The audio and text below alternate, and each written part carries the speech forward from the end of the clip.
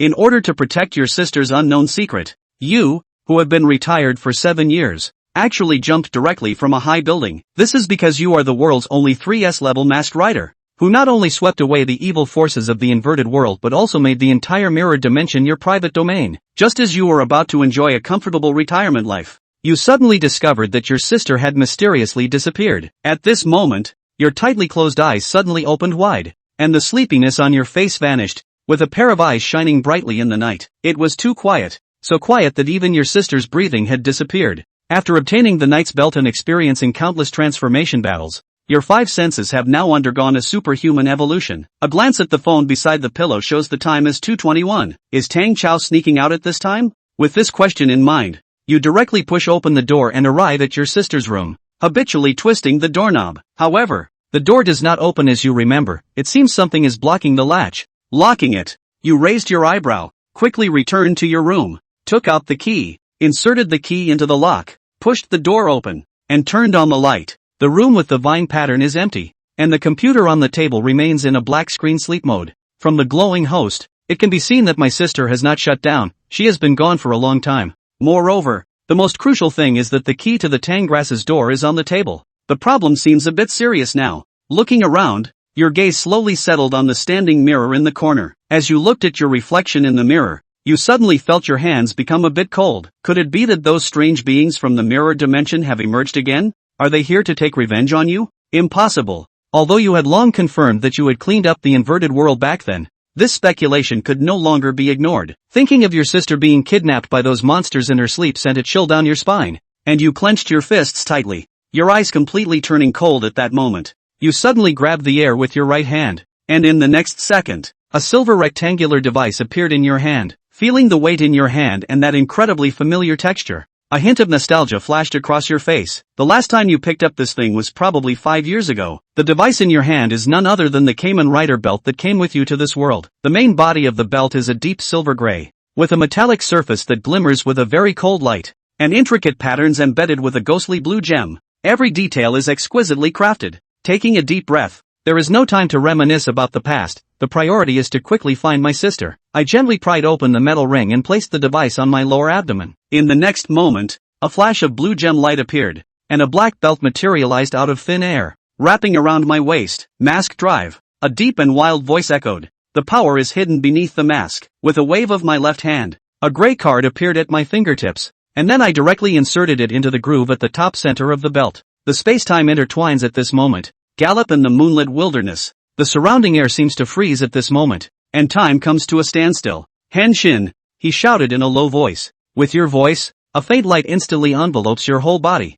and then it transformed into substance at a speed visible to the naked eye. In the glow, the sturdy armor gradually appeared, its smooth lines perfectly fitting over your body, first covering your legs, then your chest, and finally, a wolf's head directly enveloped your head. Coyote, meaning jungle wolf, is exactly how you look right now. The armor after transformation is primarily gray-black, with silver patterns on the front, and the head subtly outlines the face of a wolf. You had previously been unaware of which knight this belonged to, but from the appearance after transformation and the use of card transformation, along with the ability to freely traverse mirrored dimensions, you speculate that this belt is likely similar to the worldview of Dragon Knights, so you continue to use the title of Dragon Knight, and during the battles with the strange beings of the mirror dimension back then, you always referred to yourself as Wolf Knight. After transforming, you didn't have time to get used to the power of the Kamen Rider. You let out a cold snort and directly leaped into the mirror. In the mirrored dimension, everything appeared incredibly strange and elusive. The light here seemed to have lost its original order,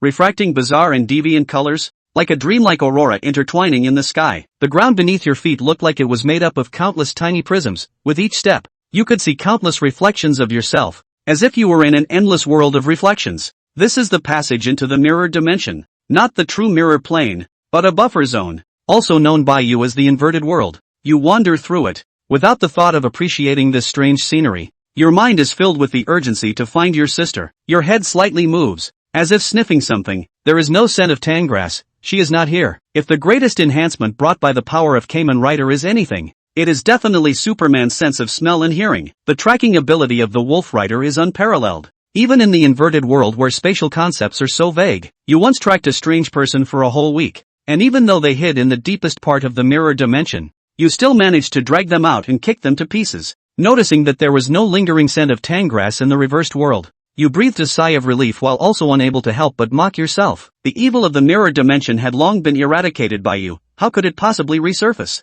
But then, a new question arose in your mind. If Tangrass had not been kidnapped by the strange beings of the mirror dimension, how did she suddenly disappear from her own room? With this doubt, you sighed, then raised your head, slowly closed your eyes, and dulled all your other senses, leaving only your hearing. As you moved, the surroundings became increasingly quiet. I don't know how much time has passed, but the gusts of wind gradually calmed down, replaced by some even more subtle sounds that became increasingly clear. Those sounds were as faint as mosquitoes, hardly noticeable without careful listening. Yet under your keen hearing, these sounds became more pronounced. First the sound of footsteps, then snoring, along with some intense music, and the faint echo of seductive melodies. These sounds echoed in the hollow and distant space, like a symphony without any logic. You furrow your brows slightly, filtering out the noise bit by bit, focusing on finding the sound of the tangrass, since the inverted world is almost connected to the entire world. In order to avoid too much interference, you initially only listen to places that are relatively close to home, and gradually expand the listening range, quietly standing in place. After a few minutes, just as your mood is about to become restless, a familiar sound is finally captured by your keen senses. Wow! The sound seems to come from a distant void, echoing in your ears. The sound is like a stream from melting glaciers, filled with the joy and vitality of a girl, and has a soft, tender quality. You suddenly open your tightly closed eyes. It is the voice of Tang Cao, and she is in the real world. Without any hesitation, your gaze is firm and eager. Although I don't know what exactly happened to my sister, I can tell from her voice that she must be facing some situation right now. Having determined the general direction of the tangrass, you set off, and in the blink of an eye, your figure sped away like the wind. With your movements, the inverted world began to tremble slightly, and the hazy, strange light in the sky started to distort. Finding the closest prism to where your sister was, your figure flickered and transformed into a silver light, passing directly into the prism that resembled a lake's surface. At the same time, your figure suddenly flickers out in the glass of a vending machine in the real world. There is no time to pay attention to the fact that you have transformed and descended into the real world. You anxiously look around, searching for your sister's figure. What you see is a dimly lit stone path, a wide lawn, and trees, along with the vending machine behind you, causing you to furrow your brow slightly. Is there really a park like this near your home? It seems there is, but you have never been there even once. Suddenly, a violent wave of energy came from a distance, and you, being extremely sensitive to sound and energy, instantly prepared for battle. That energy gives a feeling of dead silence, as if joy and happiness have been drained away, and everything has become frustrating. This energy brings past memories to the forefront of my mind once again. The sudden energy couldn't help but remind Tang Zijun of those strange people who parasitized the mirror plane and fed on human beauty and lies. It was too late to think carefully about what exactly had happened when his sister's voice came again, and Tang Zijun immediately ran in the direction of the energy fluctuations as well as the sound coming from. Crossing through a dark forest, soon, on the bank of the already dried up pond, Tang Zijun saw the figure of Tang Cao. He was just about to open his mouth to call out Tang Cao's name,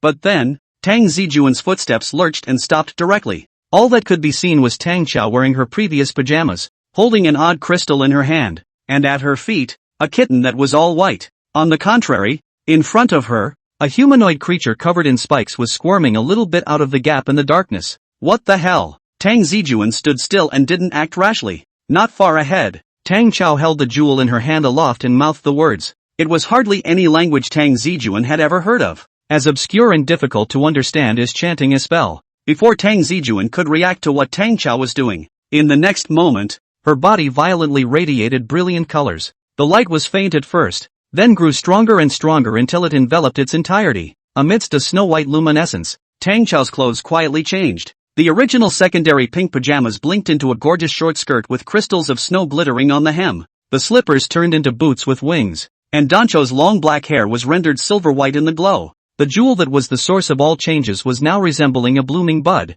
The strange energy set off ripples like waves of water, and then the shape of the gem elongated and transformed into a white cane that fell into Tang Cao's hands. The erupting light suddenly contracted at this moment, regrouping on Tang Cao's chest and forming a magical symbol. Tang Zijun's eyes widened. Can't believe what I'm seeing. Horse Monkey Soju. Chapter 5, The Power of Justice. To be honest, before this scene in front of him happened, Tang Zijun's mind thought of many things. He envisioned his sister sneaking out in the middle of the night to buy snacks when she couldn't sleep and then getting mugged. He envisioned the possibility of his sister falling in love early and then sneaking out on a date. And he even envisioned his sister suffering from sleepwalking, only to never be found out by his mom and dad. But what he never expected was for his sister to stay up most of the night and run out to become a magical girl. Luckily, Tang Zijun had developed a big heart that didn't change its color when a mountain crumbled in front of it during the 3 years of fighting, or else someone else would definitely be unable to hold back their screams of shock at this point. Looking at his sister, who had already completed her transformation in the distance,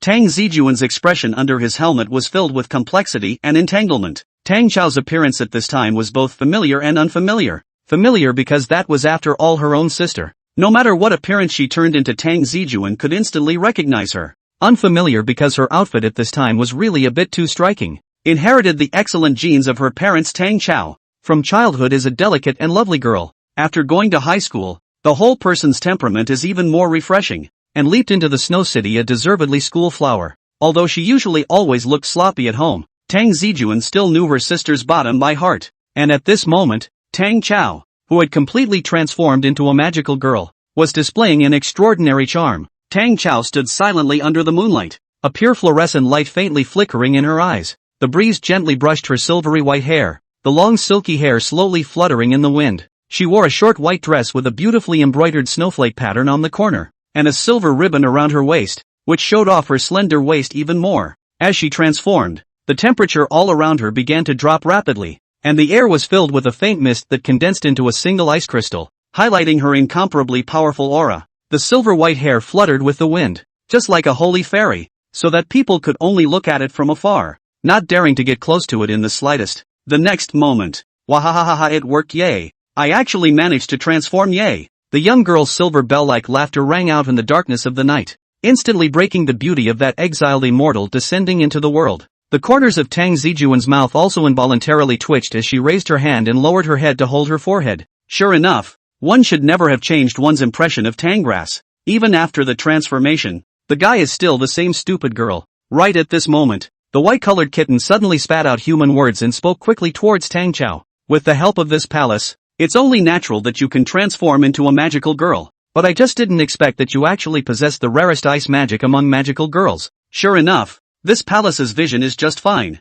The white cat's voice was a very high and cold female voice, and the tone also had a pretentious and honorable feeling, just like an ancient noble lady. And Tang Zijun's brows furrowed slightly. So the main reason why Tangras was able to transform into a magical girl was because of this white cat in front of her, right? Possessing the rarest ice magic among magical girls. Could it be that there was more than one magical girl? Now, it was Tang Zijun's turn to be dumbfounded. He had traveled around for so many years, but he had never heard of a supernatural profession such as magical girls existing in this world. Although he himself was a masked knight, the belt had traveled with him, and other than that he hadn't come into contact with any other supernatural abilities. Before Tang Zijun crossed over, he had also watched anime about magical girls, whether it was American Girl Warrior or other magical girl dramas he had dabbled in, and he had even watched some special features similar to magical girls. Of course, that was all when he was a kid. After all, computers weren't popular back then, and he had to watch whatever was on TV. It was only that those things could only be considered an episode of childhood for Tang Zijun, who had never imagined that a magical girl, an existence in an anime like this, would actually appear in front of him one day. This is a magical girl. It felt like Tangras was going to yell out blah blah energy the next moment. This strange sight, coupled with the fact that the changeling was his own sister, the huge amount of information made it a little difficult for Tang Zijun to digest for a while. Have I not yet uncovered all the secrets of this world? Tang Zijun pondered, and then he gently knocked his head. Almost forgot. Didn't he become a masked knight back in the day to fight those monsters from the mirror plane? Which means that this world originally possessed some weird guys. Since there were monsters of the mirror plane, an existence that fought against them was bound to be born. Just as there is light and there is darkness, and there is holiness and there is theft, and there are mountains and there are abysses, and there is a disparity between heaven and earth, and there is, what am I fooling around with? Shaking his head slightly and shaking those messy things out, Tang Zijun refocused his attention on Tang Cao and the white cat in front of him, and at the same time, a new doubt bubbled up. Since this world possessed such an existence as magical girls, why was it that after 3 years of conquering the group of monsters from the mirror plane himself, he had never seen them? Even if the number of magical girls might not be high, but the monsters of the mirror plane would appear all over the world at any time, and in 3 years' time, You could run into one even if the chances were small, right? He himself had been fighting alone back in the day. Just at this time, that white cat's icy voice came again. Tang Cao, get ready to fight. That thing is coming out. At those words, Tang Zijun's face also immediately turned serious, looking up at the monster that he had been subconsciously ignoring. In the dark corner of the park, the shadow-covered monster finally emerged from the crevice completely, its body tall and twisted as if it had been born out of a nightmare. Dark energy emanated out, making it impossible to see its face, and the monster's body was somewhat rough, yet covered in sharp spikes. Those spikes were of different lengths and looked like daggers. The blood-red eyes flashed with a strange light, like two ghostly flames, and its mouth was not seen, but gusts of low roars could be heard, looking like a beast caught in the midst of madness. Noticing that the monster in front of him had completely appeared, Tang Cao, who was immersed in his excitement, also immediately put away his smile and raised his hand to raise the crystal wand in his hand, assuming a battle stance. And seeing this, Tang Zijun, who had originally fallen into deep thought, also stopped, slightly hugging his arms. Tang Zijun looked with interest at the magical girl and the fallen monster facing off not far in front of him. A battle of magical girls? Also, let me see how strong the forces of justice are in this world. Chapter 6, Tang Cao's first battle. Although the monster in front of him looked rather intimidating, the energy emanating from the other party wasn't as powerful as Tang Zijun had imagined. If we compare it to those evil forces in the mirror plane, this guy wasn't even a captain level. He looked just a little more advanced than a straggler, barely a small elite monster. There are many strange people and monsters inside the mirror plane, and they are basically born in the inversion world, which belongs to the evil origin of human nature. Whenever, in the middle of the night, someone watches their eyes in front of a mirror, sealing in the sins that cannot be told to outsiders, a corresponding evil being is born in the reversed world. They start out chaotically feeding on the lies of humans in the real world, and from time to time they burrow through the mirrors to prey on those with secrets hidden in their hearts. Later, with Tang Zijun's gradual contact, he also found out that those weirdos weren't all unorganized, and that powerful weirdos wouldn't only invade the real world, but at the same time, they would also devour each other in the inverse world and gain even more power. Once one of the most powerful beings had completely conquered the reverse world, it opened up the mirror plane, which was under its sole control, and led the other powerful monsters under its command to begin an organized attack on the real world. And the main opponent Tang Zijun, who had faced before, was the army of strange people led by the mirror-eating god of greed, who called themselves greeders and had a strict and tight hierarchy. In addition to the miscellaneous soldiers who had just been born with divine wisdom, there was also a hierarchical division of elites,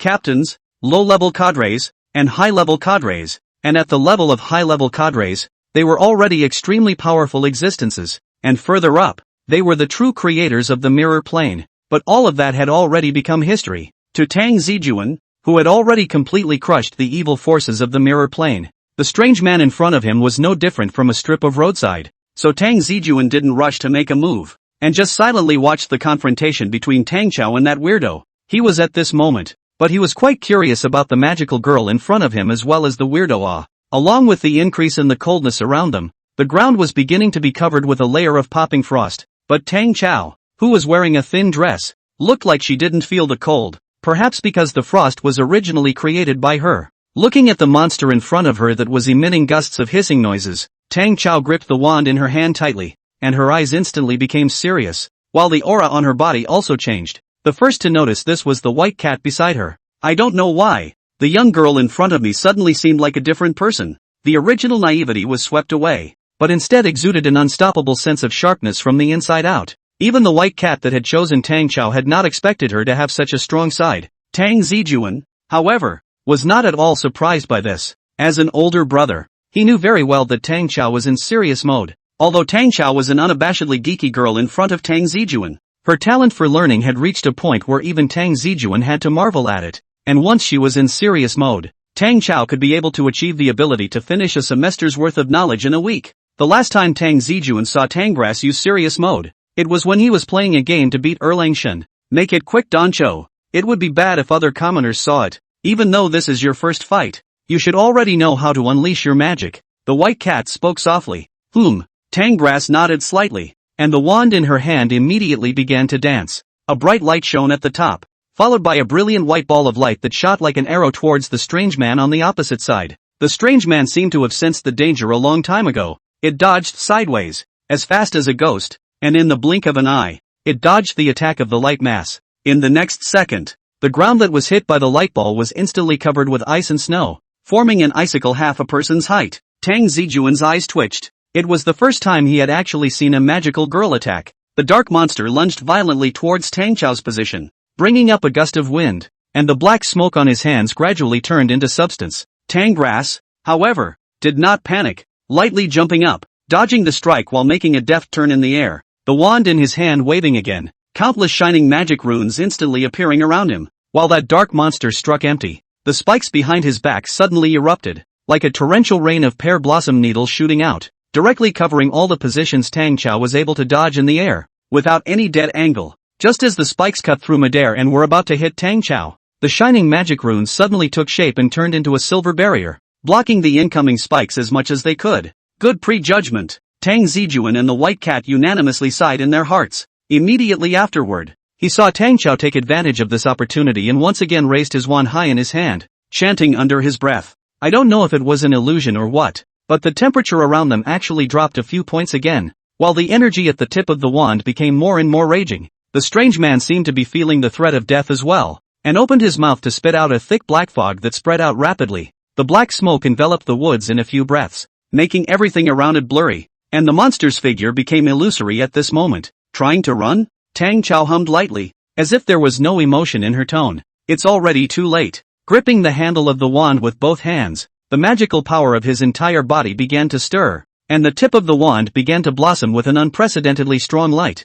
instantly dispersing the surrounding black smoke. Tang Grass swung with force, and the powerful magic immediately transformed into a huge sword of frost, precisely locking onto the strange man who was hidden in the black mist and trying to escape. Feeling that terrifying energy about to descend, a flash of humanized disbelief surfaced in the eyes of the strange man, as if he had not expected the magical girl in front of him to actually be able to determine his position in such a short period of time. But trying to react at this time was no longer possible. The frost giant's sword didn't have the slightest obstruction, ripping through the black mist in an instant and viciously hitting the strange man's chest. The dark freak couldn't even send out a cry of pain, and his entire body was directly frozen, transforming into a 2-meter-tall ice sculpture. It was then that Tang Cao's figure drifted down, her toes slightly touching on top of the icicles, like the Ice Queen returning to the throne that belonged to her, hoping that the very first attack was to set the stage for their own settlement screen. Tang Zijun covered her face, not knowing how to spit for a moment. Chapter 7, The Inner World. Gazing down indifferently at the strange man across from him, who had been completely frozen up, Tang Cao slightly raised his chin and let out a soft hum. From the rather proud expression on her face, it was clear that she was also very pleased with her initial battle, and at this time, the White Cat immediately jumped out. Well done, Tang Cao. Now it's time to give it the final blow. Only by shattering the dark crystals in the body of the outer Dao demon can it be completely wiped out. Shattering the dark crystal? Simple as that. The corner of Tang Grass's mouth quirked as her wand swung back and upward in her hand, and then she was only seen tapping it toward the air in front of her. Click! A sound like breaking glass broke the silence. In the next moment, a hideous gap was seen to open abruptly in the ice-sealed surface of the dark freak. Immediately, this crack began to spread out like a spider web, spreading to the entire surface of the ice at an extremely rapid speed, and the clicking sound became more and more urgent, until after completely reaching the apex, the huge block of ice, along with the dark monster sealed within it, thumped and broke apart, transforming into an irregular piece of debris scattered all over the ground. When the dark freak's body fell apart, those black sharp substances were soon like Mentos mints that had been placed inside a cola, and began to dilute at a speed visible to the naked eye and emitted bursts of black smoke that dissipated into the air. The White Cat gracefully stepped into the pile of debris and lifted one of its front paws as if to search for something. Soon, however, a flash of humanized disgust appeared on her face again, looking like she didn't want to touch the black substance. After a pause, the White Cat's gaze locked onto a diamond-shaped object that was as black as ink. This is it, the origin thing of the outer devil that drives the evil of the human heart to be born. This thing is like the heart and brain of the outer devil. Only by destroying this can they be destroyed and purified. At those words, Tang Cao's toes gently stepped, and her entire body floated up, gently landing beside the white kitten like a feather. So, is this the dark crystal you were talking about? Yes. The White Cat nodded, looking at the dark crystals that were gradually splitting in front of him, melting like burning wax oil, and continued. After the dark crystal condenses, a corresponding outer demon will be born, and when the outer demon invades the real world from the inner world, it will emit a special frequency, which is why I would know that an outer demon has been born here. I get it. It's similar to the wildlife refresh, right? Tang Grass smiled and blinked. but then she cocked her head curiously. But how did these outer demons appear? And how did the dark crystals begin to condense? The white cat's ears twitched, and instead of being impatient with Tang Cao's question, she opened her mouth to explain. The origin of dark crystals comes from the evil in the hearts of humans, their destruction of nature, as well as the harm they do to natural beings, produces corresponding dark crystals in the inner world and spawns outer demons. That's why the outer demons are mainly found in the middle of the city, because it's the most polluted place. And the rainbow crystal flower I handed you represents the opposite of the dark crystal, the power of nature, the power of the magical girl. So that's how it is. Tang Cao and Tang Zijun in the distance nodded at the same time in a very tacit understanding. Previously, Tang Zijun's curiosity was finally answered here.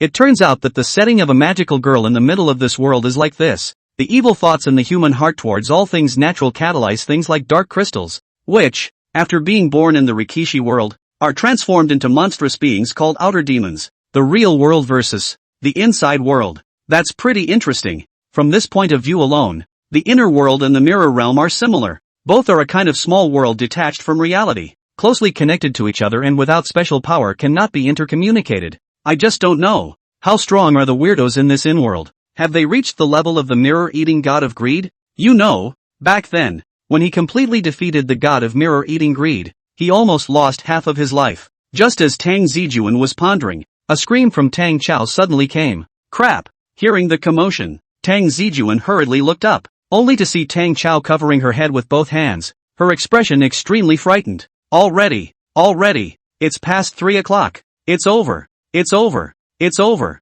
It's over. I have to hurry back to bed or I'll be read to by my unlucky old brother again. Unlucky old man? The corner of Tang Zijun's mouth twitched. Then he saw Tang Cao begin to lift his leg high in place, looking very anxious. Come on, White. I have to hurry back. Do not address the palace with those 2 words. Hearing Tang Cao's voice, the white kitten instantly exploded. The word white can't even be called a name. We'll talk about names and stuff later. I won't have time to sleep if I don't hurry back. Tangras swung his arms around and ran off in a huff. Sleeping and stuff. Hey, you're running too fast. Wait for the palace. You're still in a transformed state nah. Eyeing Tang Cao and the white kitten of unknown origin as they fought away, Tang Zijun slowly stepped out of the darkness. Having watched the flow of the battle between the magical girl and the outer Dao demon from start to finish, Tang Zijun's feelings at this time were very complicated. Strange powers, strange enemies, and with that little white cat's explanation, magical girls had obviously been in this world for a long time. His own sister would not be the first,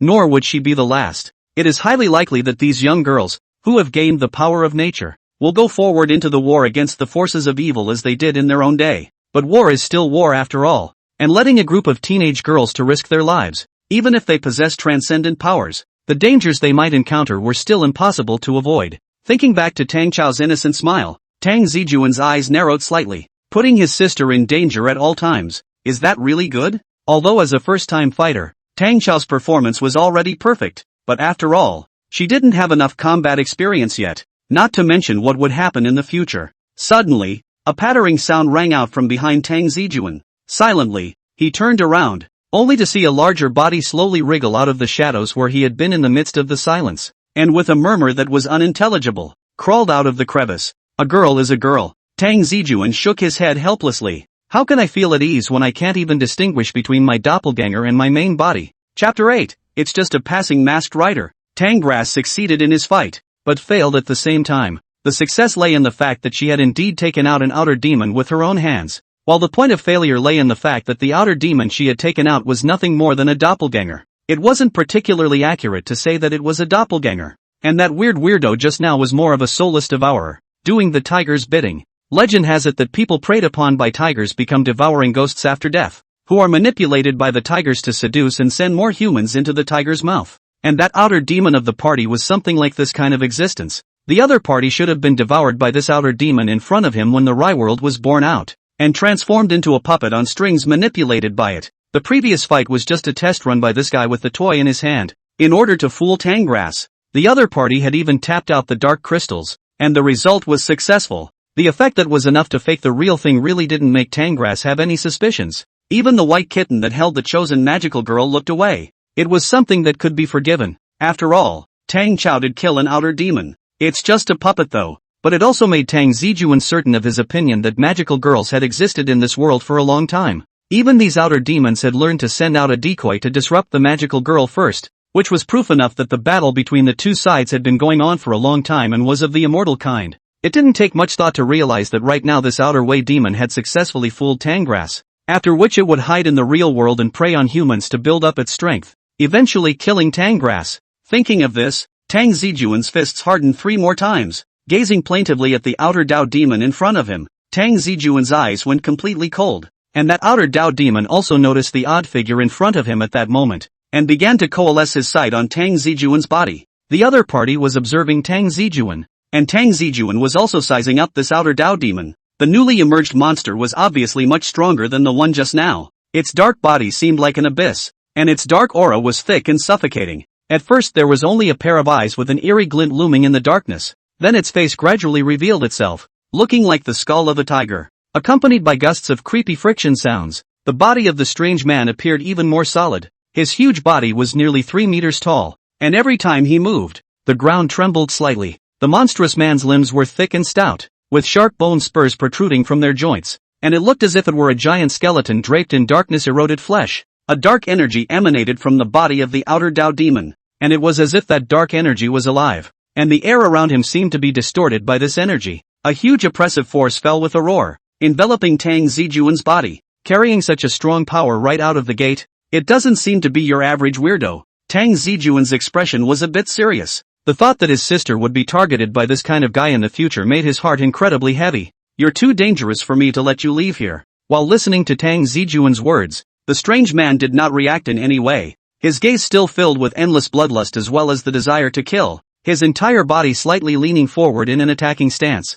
The blood-red eyes were deadlocked on the Tang Zijun in front of it, and although it didn't know what this strange-looking fellow in front of it was, it could sense the scent of human flesh. Suddenly, Tang Zijun's figure trembled slightly, then gradually became illusory. The outer Dao demon froze slightly, seemingly somewhat confused as to what was happening. Immediately following the next second, a stump of shadow mixed with a furious strong wind violently attacked from the top of his head. Without giving it any time to react, an irresistible and terrifying force came crashing down, and the tiger-shaped monster couldn't even make any extra movements before its jaws slammed heavily on the ground. Boom! A loud sound like muffled thunder exploded, and the stone floor was instantly smashed with a crack. Damn! Forgot this was the real world. Looking at the public property that he had destroyed, Tang Zijun's expression under his helmet was a bit embarrassed, and that tiger-shaped monster, too, ghostly returned to his senses at this moment. It turned out that the other party hadn't disappeared, but was so fast that his own eyes could only keep up with the guy's remnants. Feeling the heavy pressure coming from above his head, the strange man only felt as if he was being pressed down by a huge mountain, and no matter how much he struggled, he was unable to break free from his bonds. Until then, it had never heard of such a horrible being, not one of those damned magical girls, nor any other of its kind, but a human in a strange getup. The bones in the jaws of the strange man's head opened and closed, and a raspy, muffled sound slowly emerged. Impossible, impossible, I can actually speak human. Hearing this commotion, Tang Zijun was a bit surprised. So you're a captain-level freak. No wonder you're so strong. With one foot on the head of the tiger-shaped monster, Tang Zijun's expression became more serious, and his original dead fish eyes gradually became more serious. It can't be. The hoarse voice continued. In this world, how could there be this kind of power in this world? First time seeing an existence like me? Coincidentally, it's the first time I've seen a guy like you. Before the words fell, Tang Zijun shook his feet and directly kicked his massive body out, and the tiger-shaped monster smashed heavily into the grass, half of his face's skeleton shattering open. Thick black smoke poured out uncontrollably, and the tiger-shaped monster's breath began to weaken in a few breaths. Staring blankly at the human in silver-gray armor in front of him, a look of fear even surfaced at the outer Dao demon's mutilated pupils. It has been years since I was born, and at one time or another I have fought human women who used magic, but I have never seen such power. You, what the hell are you? A hoarse voice came through the broken skull like a broken bellows. In response, Tang Zijun simply raised his hand and a silver-colored card instantly surfaced at his fingertips. I'm just a passing masked rider. Mark my words. Masked driver. A magnetic metallic tone rang out from the belt. The silver card then slammed across the grooves of his arm. Ultimate flash. A roar like a wolf's howl came from the sky, and the moon peeked out from among the black clouds at that moment, scattering a soft snow-colored light. And this scene became the last image in the life of that tiger-shaped outer Dao demon. Chapter 9, An uneventful morning. The next morning, Tang Cao still couldn't get up on time. Tang Zijun, who had been busy with breakfast for half a day, glanced at the time on her cell phone, then somewhat heartily arrived at Tang Cao's bedroom door and raised her hand to knock. Time to get up, Doncho. You'll be late for school soon. After saying that, Tang Zijun listened sideways to the movements inside the room. Next,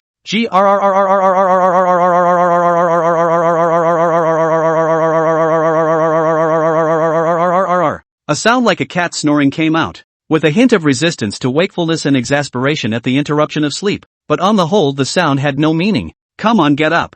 I told you not to play so late last night. It made me have to call you half the time every time. I'll activate your underage protection if you keep it up. Upon hearing this, Tang Cao, who was still in a daze and ready to stay in bed for a while, instantly sat up, like a mummy who had just been revived. However, Tang Cao soon realized that although her body had woken up, her soul appeared to still be lying on the bed, and with a saturnine face, she scratched her somewhat disheveled hair. It took a while for Tang Cao's slightly hoarse voice to come out from the doorway. I'll get up. Can't I get up? Seeing this, Tang Zijun smiled somewhat helplessly. As a personal experience, Tang Zijun of course knew that Tang Cao's inability to get up today wasn't because of the game, but because she had sneaked out to fight evil last night. But to be honest, until now, Tang Zijun couldn't accept the fact that his sister had become a magical girl, even though he himself was one of the lucky ones who had been illuminated by fantasies into reality. There was still a big difference between getting on by himself and watching his sister get on. Back then, he had fought an entire world of evil forces, and although he had sort of fulfilled his own little dream before he crossed over, the dangers and hard work involved were simply not enough to be understood by outsiders. Who can understand the pain of having to save the world while preparing for high school? Having just finished brushing up on a question, I had to turn around and brush up on a weirdo, and sometimes I could only sleep less than 4 hours a day, and my whole body was in a wilted state, like a frosty eggplant. At first Tang Zijun was in the mood to find out a little bit more about the past of those weirdos, but later on he was completely out of the mood for idle chit-chat, only wanting to hurry up and finish off his enemies then go home and have a good night's sleep. If only he had known then that magical girls still existed in this world, at least the pressure on himself wouldn't have been so great and he wouldn't have been tired as a dog every day. Just as Tang Zijun turned her head and prepared to return to the kitchen to bring out the breakfast, a ding-dong sound of the doorbell ringing suddenly came over. In today's society, except for some villas and other houses, few people will ring the doorbell to notify the owner of the house. Basically everyone is accustomed to knocking on the door of their own accord, whether it's a takeout or a delivery. Those little guys will knock on the door with just enough force to be heard. Tang Zijun, on the other hand, was not at all surprised by the sound of the doorbell, and with a pause in his footsteps, he turned to the door and pulled it open with one hand. Come in, Tang Cao hasn't woken up yet. Standing in the doorway was a small girl about the same age as what looked to be Tangrass. She wasn't really tall, only about 5 feet 6 inches, a height that could only be considered medium to low in Syracuse. Topped off with short black hair and thick glasses, her good figure was completely hidden by her plain school uniform. Just by glancing at it, one could feel a bookish aura coming over them, but this bookishness is not corrupted, but carries a girlish sunshine and vitality, giving a sense of thriving sunshine, completely confirming the phrase flowers of the motherland. Good morning, Dawn. The girl smiled and said hello before stepping in. Sit down for a while, or go and call Tang Cao for me. I'll go and bring out the breakfast. You can follow along and eat some too. It wasn't the first time Tang Zijun had met the girl in front of her,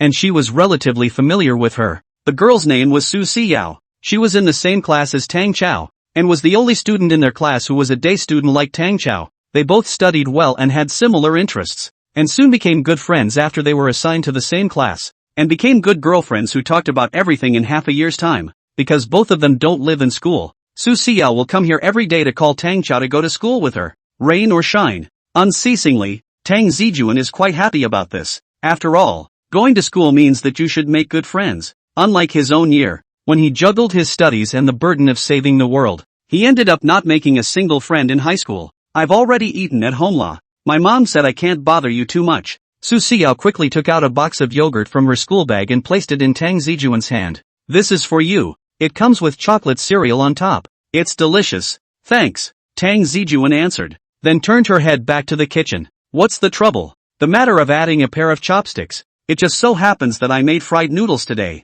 Fried noodles. The pupils under Su Siyao's glasses violently twinkled with little stars. Ever since she had tasted the fried noodles made by Tang Zijun once before, she had completely fallen in love with the flavor. The sweet, spicy, salty and aromatic sauce paired with the noodles that had been passed through the cold water once more, was both strong and tasty. making it a memorable experience. Originally, Su Xiao belonged to the type that had no feelings for noodles. She preferred fried dumplings and rice as staple food than noodles. But after eating Tang Zijun's fried noodles, Su Xiao suddenly unlocked her need for noodles. And it turned out that it wasn't that she didn't love noodles, but that she didn't love noodles that didn't taste good. Smelling the tantalizing aroma wafting out from the kitchen, Su Xiao licked her lips, but soon she touched her small stomach again. If I had known that you make fried noodles, Brother Tang, I wouldn't have eaten them at home in the morning, but I could still eat a whole bowl.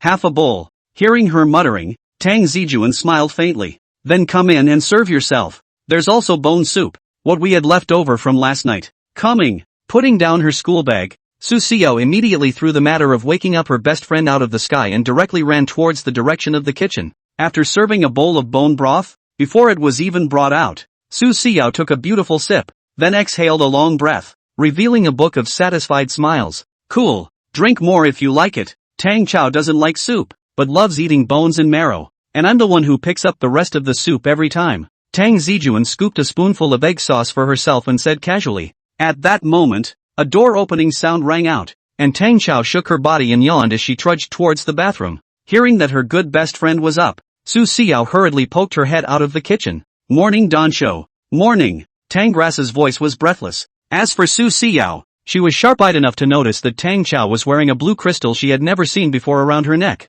That's a nice-looking pendant around your neck. New, send me the link. Chapter 10, The Search for the Magical Girl. Su Xiao's words were like a pot of water pouncing on her face in a waxing moon, instantly energizing Tang Cao's entire being. You said this. This is something I picked out casually at a roadside stand earlier. I just thought it looked good and bought it. Only to find out later that I wanted to go buy a new one again, only to find out that the roadside stand had disappeared. I think it had moved away. So I don't know who made this thing. After violently finishing a long string of words, Tang Cao took a deep breath, then smiled stiffly and quickly closed the bathroom door, leaving only a somewhat uncertain Su Xiao blinking her eyes. Such a shame. After reciting a sentence, Su Xiao quickly focused on the fried noodles. Tang Zijun, on the other hand, held up his glasses without leaving any traces, and a shimmering light of otherworldly significance flickered in his eyes. That pendant would be the rainbow crystal flower that the white cat was talking about. A crystal born from natural energy that was the polar opposite of the dark crystal, and also the source of the magical girl's power. On the surface, there was no difference between that thing and a normal crystal decoration, and it even looked a bit like a glass product, but Tang Zijun was able to smell the energy reaction that was faintly emanating from it. Unlike the mirror plane's greedy ones, and unlike last night's external demons, it was extremely pure energy, giving Tang Zijun the feeling of being in the middle of an Antarctic glacier. Silently carrying the noodles to greet Su Xiao in the dining room, Tang Zijun glanced in the direction of the bathroom while stirring the bowl. It was only after Tang Zijun had completely resolved that outer Tao demon that he gradually sorted out what happened last night, or rather what happened in the early hours of this morning. Tang Grass should have been the white cat that came into contact with her after she fell into sleep, and from that she was chosen to become a magical girl who fought against evil. But for some reason she hadn't heard any particular movement. It should be due to magic, or some other power that he didn't understand yet that shielded those abnormal sounds. And it wasn't until after noticing that he couldn't hear his sister's breathing that Tang Zijun realized with hindsight that Tang Cao had disappeared. And that mirror that was lifted. It wasn't some monster from the world of mirrors that ran out. That was Tang Cao's first transformation. Because she was stinky, so she showed off in front of the mirror for half a day. Only that she left in a hurry and didn't reblock the curtains,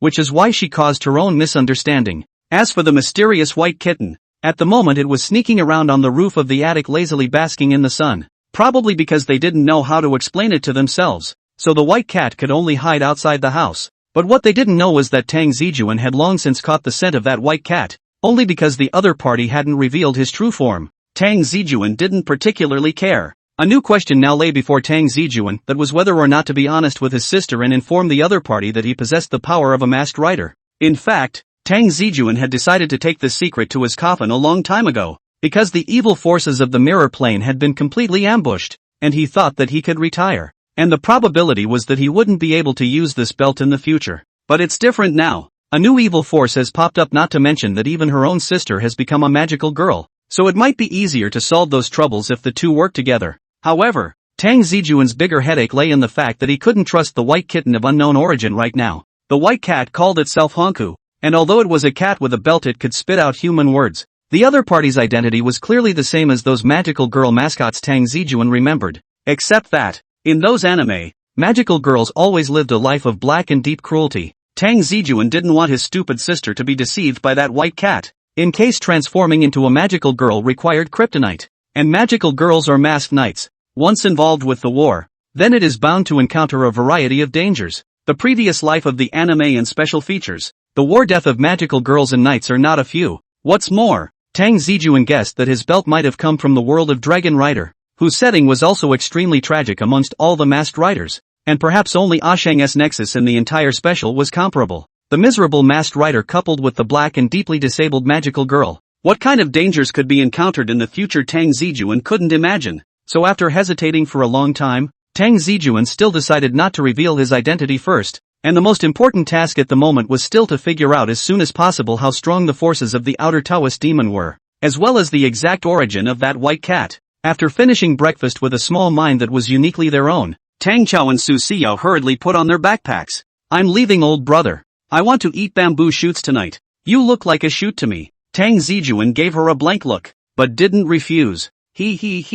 Bye. Tang Cao made a face and pulled Su Xiao out the door, and Su Xiao waved towards Tang Zijun. See you later, Don. Slow down on the road. Oh, Tang Zijun reminded with a nod. He watched them close the door to their room before he began to disturb the dishes on the table. After briefly rinsing the dishes and then placing them inside the dishwasher, Tang Zijun suddenly had a heartbeat, his eyes glancing in the direction of the balcony. Gone. That white cat? I think she left after Tangrass. After all, she's the mascot of the magical girl. The expression gradually became serious, and Tang Zijun's actually aura instantly changed from a gentle big brother next door to a battle-hardened warrior. Slowly removing his glasses, Tang Zijun grasped the air in the void, and the silver-gray device floated into his palm in a burst of shimmering light. The best way to learn as much as you can about the magical girl's past and the secrets of that mascot is to find them and talk straight. But since his sister was in a hurry to go to school, and Tang Zijun didn't want to touch that white cat lightly, he had to find a better way to accomplish his purpose. Well, based on the information gained last night,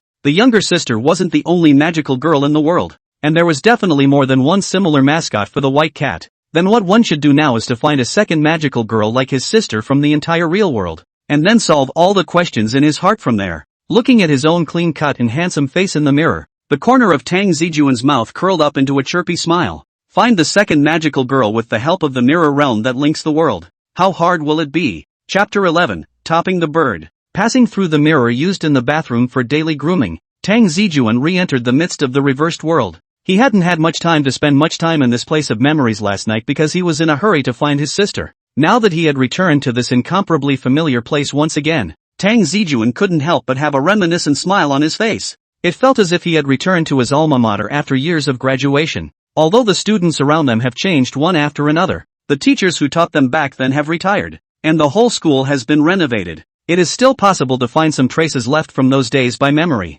The reversed world is changing all the time. When the mirror of the real world is broken, the passageway in the reversed world will also disappear one with it. Similarly, when a new mirror is made, new entrances and exits will be born here accordingly. To be honest, ever since the greedy ones were exterminated, Tang Zijun hadn't returned to this place for a few years, and at first, Tang Zijun had even utilized the tunnels here to avoid being late for work to clock in. But then after he resigned, the tunnels here weren't very useful anymore. Tang Zijun himself wasn't one to move around. Perhaps it was because those few years in high school had used up his vigor, which led to him generally loving to stay at home. Otherwise it would still be nice to use the mirror realm to go out on a trip. Eyes moving, Tang Zijun then quickly stopped in front of a stone monument shrouded in distorted light. That stone monument should have come from the Wuvo shrine in the real world, a very famous landscape. But here, it was just a reflection of reality, and even the inscription on the surface was blurred. However, when Tang Zijun saw this stone monument, the expression on his face was slightly sighing.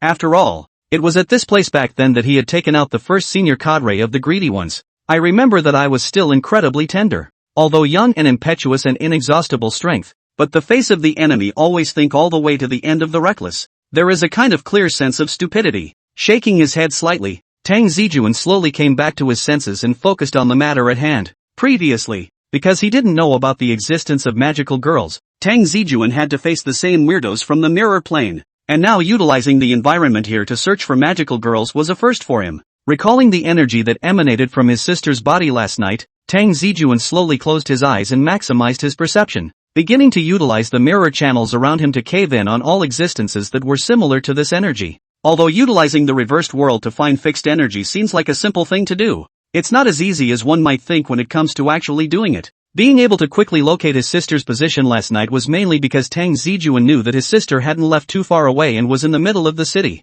But it was different now. In order to find the magical girl's trail, Tang Zijun had spread his perception to the entire country, and this excessive flow of information was too much for the average person to withstand. Fortunately, Tang Zijun wasn't aiming at nothing. From the information he got from eavesdropping on the white kitten's words, those outer demons were basically born from human evil and only existed in the cities. So the first thing Tang Zijun started to retrieve were those first-tier cities and the provincial capitals of the provinces. As we all know, the better the development of the city, the faster the pace of people's lives, and this is born with a variety of stress and negative energy. These are the very conditions necessary for the birth of weirdos. Wherever there were outer Dao demons, there would definitely be corresponding magical girls. There was no denying that. So Tang Zijun believed that if he was meticulous enough, he would be able to find his target. Although many places had been filtered out, it was still a bit of a struggle to search among the 29 large cities just by oneself. But Tang Zijun wasn't in a hurry. The last thing he needed right now was time.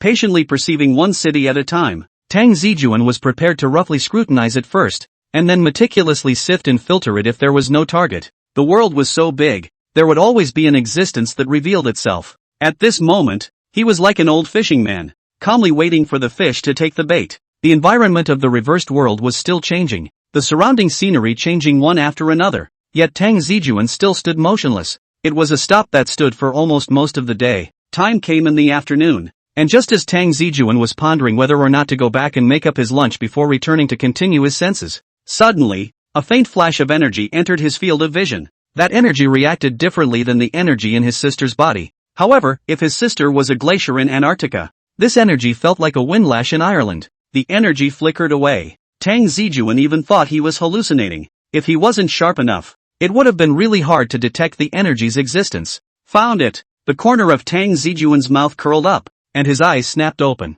Immediately afterward, a city wall abruptly rose up in the reversed world, and Tang Zijun's line of sight followed the mirror that gradually became clearer from blurriness. Soon, an unfamiliar figure appeared in Tang Zijun's field of vision. It was a small girl, standing unassuming in the crowd. A pair of bright big eyes penetrated a few points of disdain and cunning. The bridge of the nose is high and straight, lips slightly up, with a hint of a bad smile if nothing else. She wore a wolf's tail, looking very individualistic, with a couple of exaggerated studs in her ears, and was wearing a revealing backpack with a leather jacket over it, and loose jeans underneath, with the legs of the pants casually rolled up, revealing her slim, white ankles. The girl had her hands in her pants pockets, her eyes fluttering around, looking as if she was waiting for someone, and remarkably, she had a gray basilisk parrot on her shoulder. The parrot stood quietly on the girl's shoulder, looking unbelievably well behaved, its dark gray feathers soft and translucent, and the crown on its head like a delicate folding fan. This would be the unknown magical girl and her mascot, only the other party wasn't in a transformed state right now, and the energy in his body wasn't very visible. No wonder he hadn't noticed after searching for so long. The energy of these magical girls was extremely subtle, almost indistinguishable from ordinary people without changing their bodies. Perhaps that was why he had never noticed them before. Locking onto the target, Tang Zijun immediately withdrew his scattered senses and focused on the girl and parrot in front of him. Soon enough, the scene of the inverted world around Tang Zijun began to change drastically, with the originally empty space being replaced by skyscrapers, and the distorted and variegated light calming down slightly, and the girl with the parrot on top was a mirror away from herself at the moment. Chapter 12, Qin Nan and Little Gray. Qin Nan is having a bad day. This was the 7th time she'd taken time off this month, and jobs weren't exactly easy to come by these days, much less at her age. A day of leave is 1 day less money, and only 4 days a month. More leave is to be deducted, and her internship salary was not much. The family is not rich this month, especially add to the burden. Buckle up, day in and day out. I can't even get a job. I can't even pay my rent if I keep this up. Hey, Sister Nan, don't be angry. Don't we still have extra money? In the corner where no one was paying attention, the Xianfeng parrot spoke in a small voice. Extra money? You have the nerve to say that. It was fine if he didn't say anything, but once he heard the parrot's words, Qin Nan instantly exploded. How did you fool me in the beginning? Maintain peace and save the world. Then you can claim payment from the victims. And what happened? Last time I took 3 consecutive days off and managed to save someone. But it turns out that kid had a worse time than me. His daughter-in-law ran away, not to mention he lost his job. And the last time, that big lady was grateful and kind to me. But when my partner got sick and was hospitalized, I didn't get a penny of pay. Not to mention that I even got half a month's salary. A humanized embarrassment appeared on the face of the Xianfeng parrot, but he quickly reacted and spoke righteously. But you gained joy and gratitude. Something that no amount of money can buy.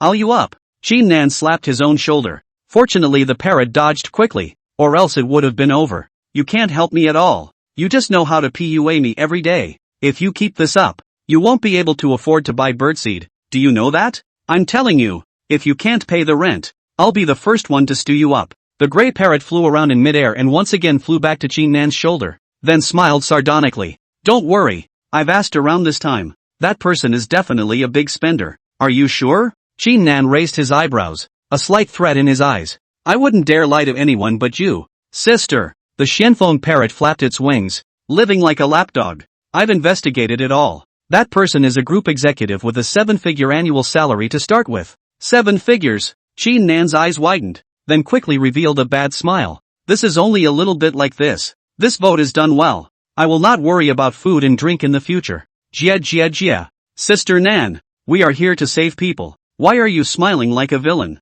The parrot muttered weakly, and in return received a blank stare from Qin Nan. Cut the crap and get the situation straightened out so I can figure out how much pay I should ask for from that big spender when it's done. Okay. The gray parrot leaned in close and whispered. That executive is in his middle age. There is no room for him to rise. He stood on the wrong side of the line in the early years, and all the people under his hand have been optimized cleanly, and recently offended the board of directors. And I heard that he was being straightened out, and he might even have to suffer a lawsuit. And then he was targeted by the outer demons? As you know, Sister Nan, those outer demons love this kind of negative energy the most. Continuous strikes coupled with prolonged stress. Those malignant emotions are enough for them to eat for months. Upon hearing this, Qin Nan also bristled. That's why I don't want to work in this kind of place. So what if I earn more? I still have to fight every day. And going to work is like a palace fight. Right. Qin Nan suddenly changed his words in the middle of his sentence. Little Ash, did you feel that someone is staring at us? Whenever I follow you out,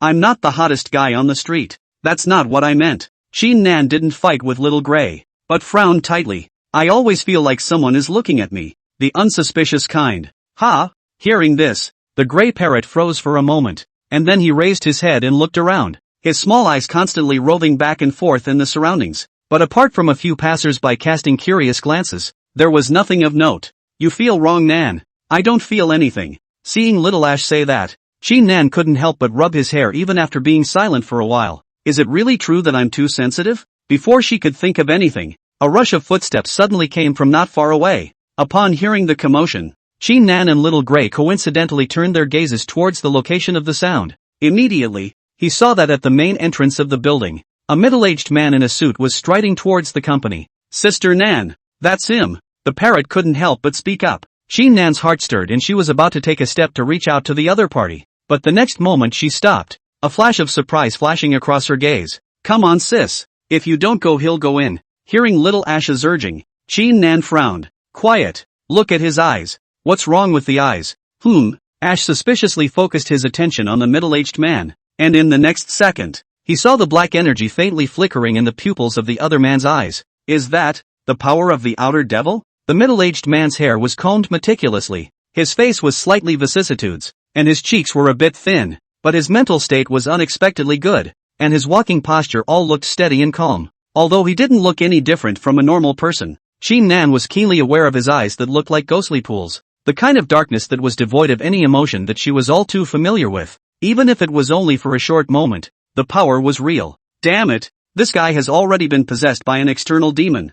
I didn't expect it to be this fast, or did I come a step too late? Little Ash's expression was somewhat indignant. Qin Nan's eyes, on the other hand, were completely cold. This wasn't the first time she had seen humans that were possessed by exoteric demons. Those monsters that were spawned by negative energies just loved to possess humans' bodies and then borrow their bodies to kill more people. However, in general, possessed humans started with their relatives and friends, and it was the first time Qin Nan had seen a possessed person walking in the sunlight. Ash was still chattering away when suddenly he froze. Wait, what's this guy doing in the company since he's possessed? And Qin Nan also violently thought of something, and his expression instantly froze. Crap! Immediately, she couldn't sit still, and her entire body ran directly towards the main entrance of the building, while her shoulders trembled, shaking Ash into midair. Ash, keep an eye on how many floors he goes up from the outside of the building while I go after him. Understand. The gray parrot also knew that the situation was urgent, and with a spread of his wings, he suddenly rose up into the air and flew up towards the sky above.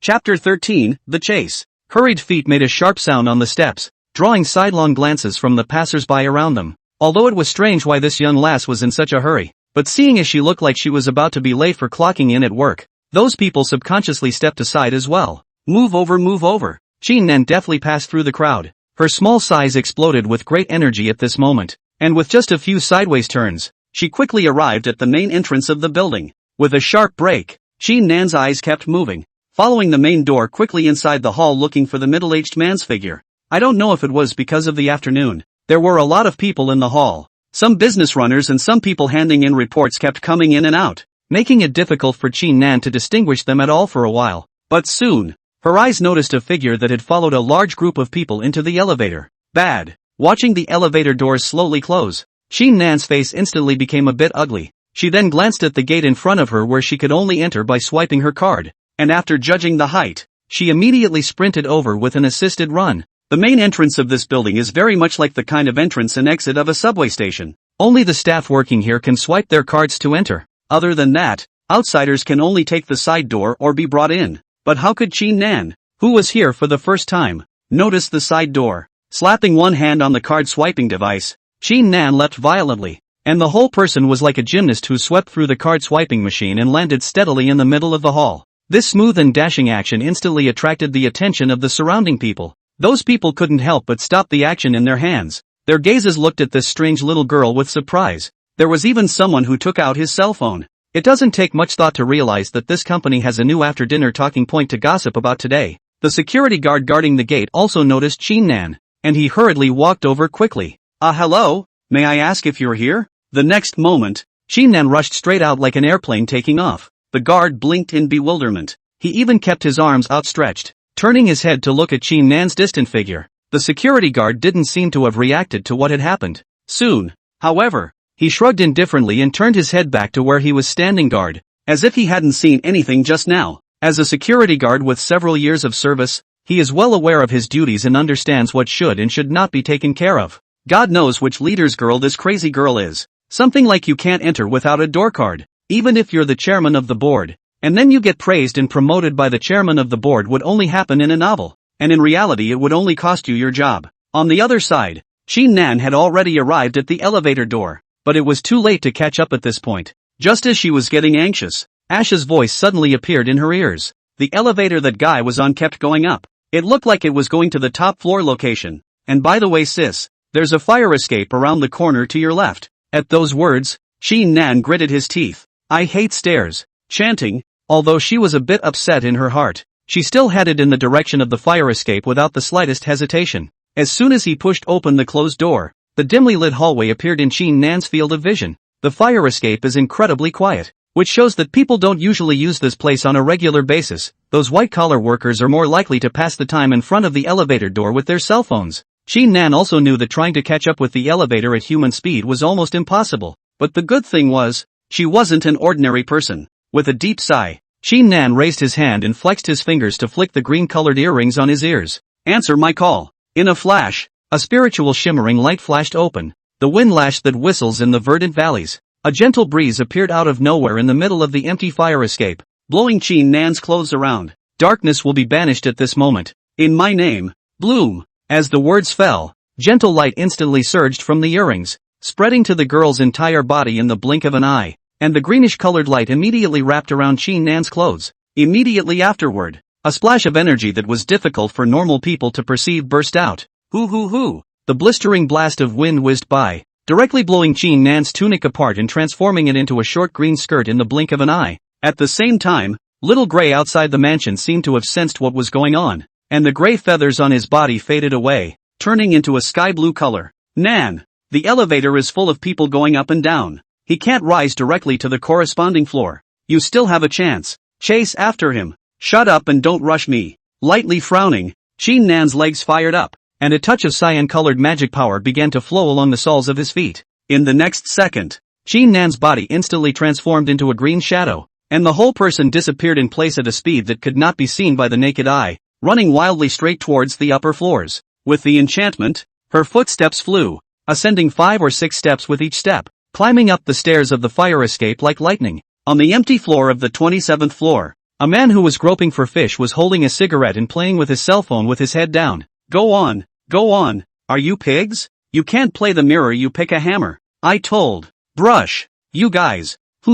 A blast of wind blew by and the man raised his head in confusion. After looking around left and right and not seeing anyone, the man couldn't help but scowl. Who left the window open? Frowning in confusion, the man who hadn't come up with anything quickly refocused his attention on his cell phone. Ta-da! With one light step, Qin Nan's figure had arrived at the 65th floor. Ash, report that guy's location. It's still on the rise. With no intention of stopping, little Ash quickly replied, and then it spread its wings, its eyes flashing with a ghostly blue luminescence. See, he's pressing the 76th floor. 76th floor. What's it for there? Don't tell me it's an executive floor. By the looks of it, that's the core office area, and the people inside are all non-rich and noble existences. Little Ash fluttered his wings and replied, TSK. Frowning tightly, Qin Nan couldn't hesitate in time as the magic power in his body surged up again. Definitely can't let that guy hurt anyone. Have to stop that exoteric demon before he kills anyone. Or else something of this magnitude will definitely cause an earthquake in the industry. The magical girl had been born for so long, and so many seniors had never been exposed, so he definitely couldn't be the guilty party. Thinking of this, Qin Nan's feet moved a few points faster. Chapter 14, The Terror Comes. Ding! The sound of the elevator arriving at the station rang out. At this point on the elevator, only the middle-aged man was left alone. He elegantly straightened his tie, and the corners of his hardened mouth curved up into a dangerous arc as he looked at the slowly opening elevator doors, and his eyes suddenly flashed with a deep black aura. Don't worry, I'll do what I promised you. Seemingly talking to himself or to another person, the middle-aged man placed his hand on his chest and opened his mouth. I'm not going to hurt your child, and I'm going to take out the guys who are persecuting you, and that's what you want anyway, isn't it? Feeling the agitation in his body, the middle-aged man sneered and forced it down. You should have known what was going to happen to you from the moment you handed over your body, and if you keep it up, I'm going to send your children with you. After saying that, the strange restlessness slowly dissipated. Seeing this, the middle-aged man's smile grew even more. Then he took a step and directly walked out of the elevator. Following the memorized route, the middle-aged man quickly found the direction that led to the director's office. Just as he was about to advance, snap! A loud bang of a gate being violently pushed open came from a short distance away. It was followed by a sharp gasp from a young girl. The middle-aged man looked back, only to see a girl in a white blouse and green skirt holding the gate and breathing heavily. Finally caught up. XX. I'm so tired. The strange young girl's mouth was full of bits and pieces, and the clothes she was wearing were even stranger, especially in the middle of this working building full of suits. However, the middle-aged man's face turned ugly the moment he saw the girl. A magical girl? With his eyes dead set on the girl not far away, the man's features unconsciously became distorted, as if he had seen some mortal enemy. But soon he suppressed those messy emotions, and the smile on his face gradually became hideous. Ha. I didn't expect you to be quite fast, but you made a big mistake, you know? I killed your father? Qin Nan asked rhetorically. The middle-aged man choked when she topped him.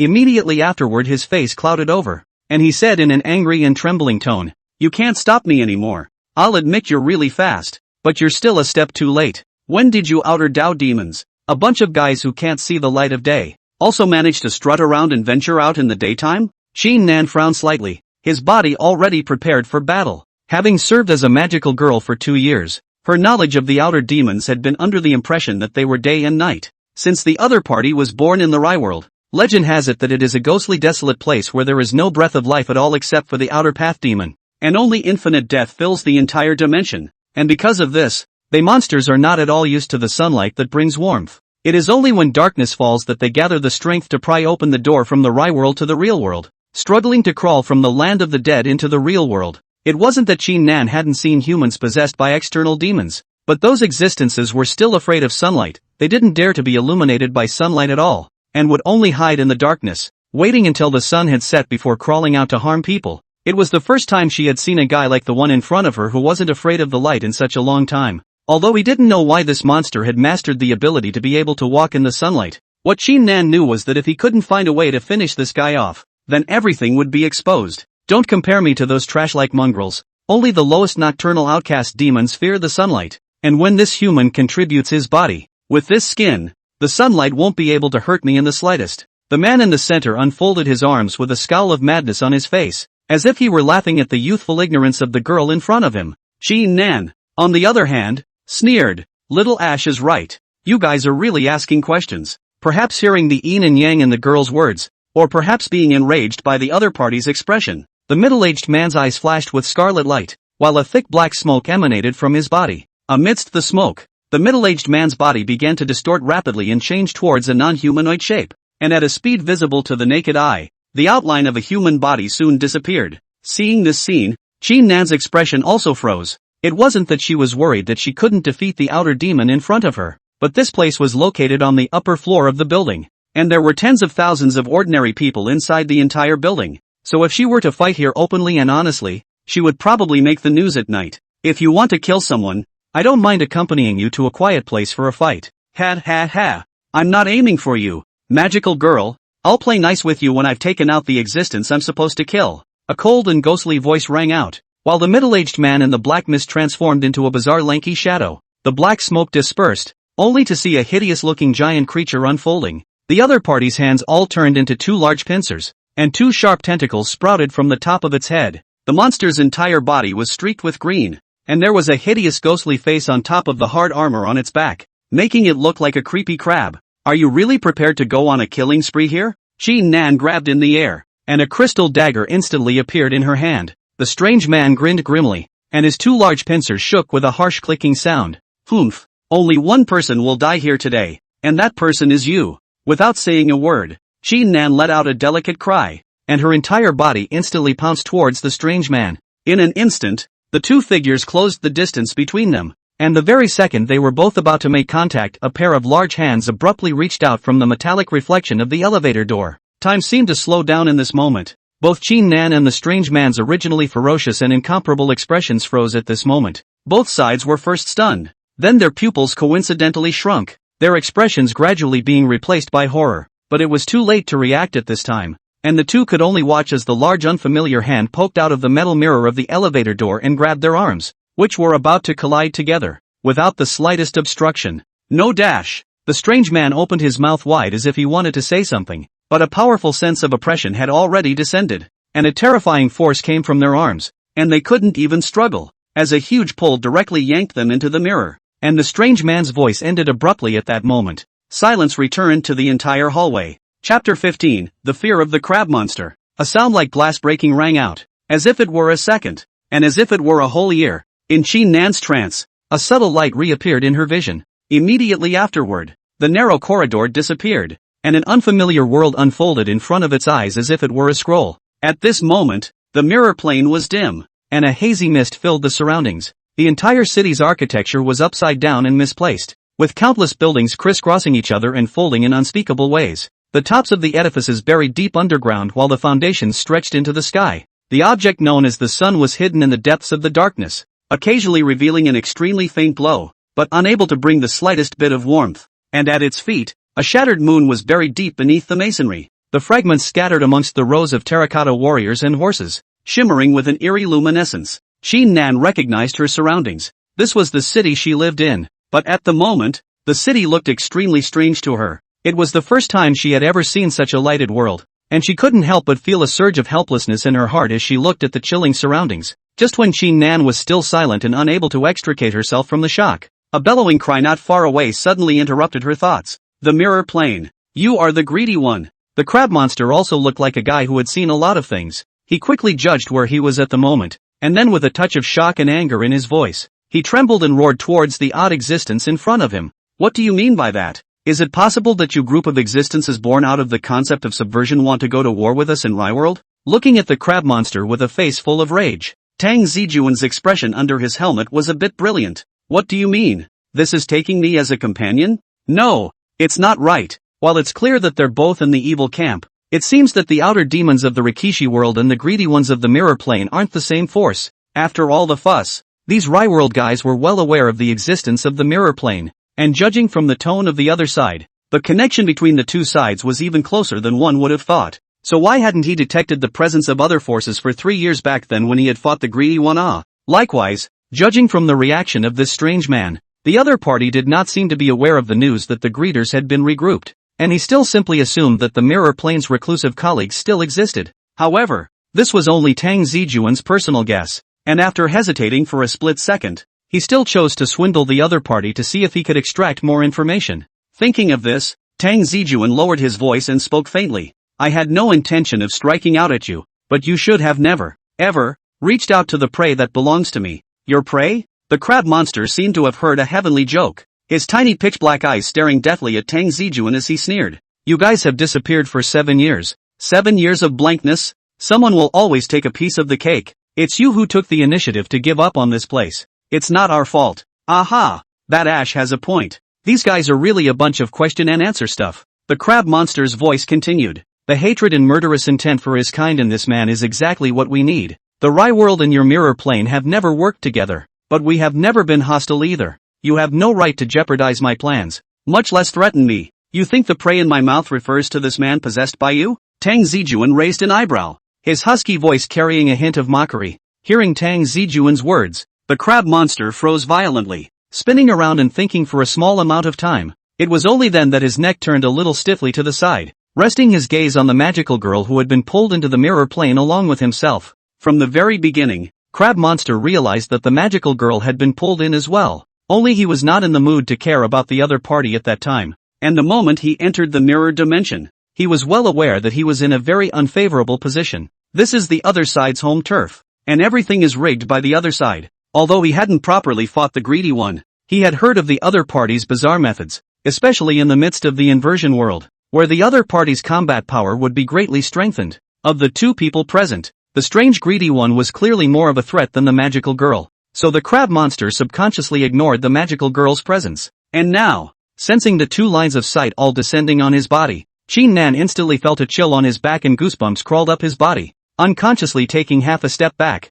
Qin Nan didn't say anything, but only gripped the crystal dagger in his hand tightly, ready to fight. She had never heard of any mirror realm, and within 2 years from the start of her tenure as a magical girl until now she had been fighting the outer demons of the rival world. At this moment, looking at that strange figure wearing silver gray wolf head armor, she only felt an invisible pressure lingering above her head, like a hanging sword that could fall at any time and decapitate her. Looking at the magical girl whose legs were slightly trembling, the crab monster grimly turned his head back and looked back at Tang Zijun. So, you're coming for her? Yes. Tang Zijun didn't deny it. Humph. I don't know what your plans are, but none of that is any of my business. I have only one goal, and that is to completely take over this skin and offer more energy to the great god of darkness. Is your god's name Ganala? What? It's okay, go ahead. Having been interrupted, and looking at the guy across the street who was disrespectful to my god, the crab monster's heart was a bit angry, but at the moment, standing on someone else's turf, he could only suppress his emotions and spoke coldly. This magical girl can be given to you, but I don't want this to happen a second time. We have the same goal, there's no denying that. At those words, the corner of Tang Zijun's mouth curled up. Do you think I'd let you kill in public and then expose our world to humanity? The crab monster's face was completely gloomy, feeling the other party's eyes constantly glancing at his body. He then reacted to the fact that the greedy one in front of him didn't seem to be prepared to let himself go. I've already made concessions. Are you still going to take a shot at me? Saying that, the crab monster raised its 2 huge pincers. The dark energy on its body surged, and its tone carried an undisguised threat. I know this is your home turf, but you should know that I am Sir Skeleton's subordinate, and if you want to touch me, you'd better think twice. Chapter 16, Sir Skull. I have to say this fait accompli is just too strong. This kind of operation of reporting the boss's name if you can't beat him wasn't the first time Tang Zijun had encountered it, and the feeling was like someone who had nothing to do when he was a kid, and after realizing that he couldn't afford to mess with the other party, he threw down a sentence that said I know whoever it is. The problem was that it was like a flag, and guys who could say such things often didn't end up well, and would even pit one of the existences he was talking about. The first senior cadre of the greedy who died at the hands of Tang Zijun in the early years was a perfect fit for this set of processes. Still, Tang Zijun noticed the name that came out of the other party's mouth, Sir Skeleton. With his understanding of the weirdo camp, the general existence with a famous name was basically at the cadre level, and even worse, it was a low-level cadre. And since the other party had a Sir suffix in his name, It was obviously not an ordinary existence. No wonder this crab monster still looked like he was not afraid of the sky even after being pulled into the inverted world. So it turned out that the other party had a senior cadre at his back. I just don't know if the cadres amongst the demons of this outer path are as difficult as the cadres of the mirror plane. Tang Zijun was still thinking on this side when he heard the magical girl not far away suddenly let out a bellowing cry. Sir Skull! You just said Sir Skull, right? Upon hearing the commotion, the crab monster inclined his head, with an otherworldly smile on his face. Yes, it's none other than Sir Skull. You should be familiar with that name. Little girl, after all, back then you were the only human who survived. The words were like sharp bayonets. Each word ferociously stabbed Xin Nan's soft heart, and at this moment, it was as if her heartbeat had messed up the beat. A simple sentence, but it was like a huge stone pressing down on her chest. Xin Nan's body trembled, her hands tightly clenched into fists, her nails embedded in her palms, while her gaze was full of murderous intent as she glared at the crab monster. Standing at the diagonal corner of a man and a monster, Tang Zijun's brows furrowed slightly. It looks as if the two parties in front of us appear to have a history as well. And it's a past that is likely to be an incredibly tragic old story. Looking at the magical girl whose breathing gradually became rapid due to her unstable emotions, the crab monster didn't put her in his eyes at all and even sneered. Surprised? I actually knew about it a long time ago. From the time a magical girl who took the initiative to search for Sir Skeleton Lord popped up in Chang'an.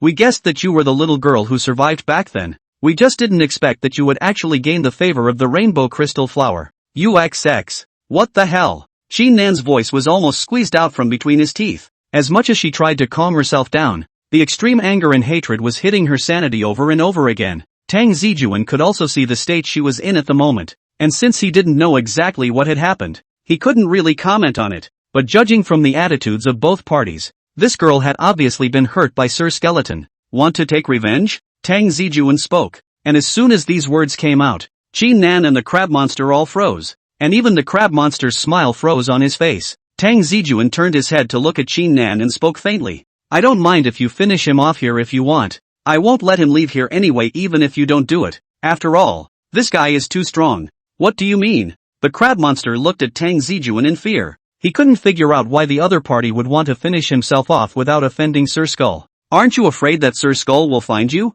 Sir Skull, right. Tang Zijun skimmed his lips. I haven't really heard of it. You. The crab monster's huge pincers pointed at Tang Zijun, trembling his pupils unable to say a word. At that moment, Xin Nan spoke up. What you said, is it true? What? Tang Zijun moved his gaze. Did you just say that I can finish him off here? Xin Nan said calmly, killing intent all over his eyes. Be my guest. Tang Zijun didn't say anything more, just took 2 steps back and raised his hand in a please gesture. At some point, the sky of the reverse world unexpectedly drifted with fine rain. The rain came from all directions like cow hair, wetting Xin Nan's hair, but she was oblivious to it, only staring at the crab monster with a deadly stare. The raindrops slid down her pretty face, and a touch of breeze brushed by, driving the rain in midair to start circling back and forth. And at this moment, the gale seemed to have a shape. Seeing this situation, the crab monster didn't have the arrogance he had before, and he hurriedly began to mobilize the black chi in his body in an attempt to first resolve the magical girl on the opposite side of the room. Although he didn't know what the greedy one who had disappeared for 7 years was playing at, the situation at hand was such that getting the lowest threat magical girl first was the most correct choice. However, just as he was about to make a move, an invisible pressure came crashing down. The air around them all seemed to freeze. A pair of ghostly green pupils carrying the aura of death loomed large. An unspeakable fear welled up from the bottom of his heart and quickly spread throughout his body. At this moment, the crab monster felt as if he was standing in front of Sir Skeleton. His legs began to tremble and his eyes were extremely wide with fear. A powerful aura pressed in, and the crab monster turned his head to stare at Tang Zijun incredulously. You're also.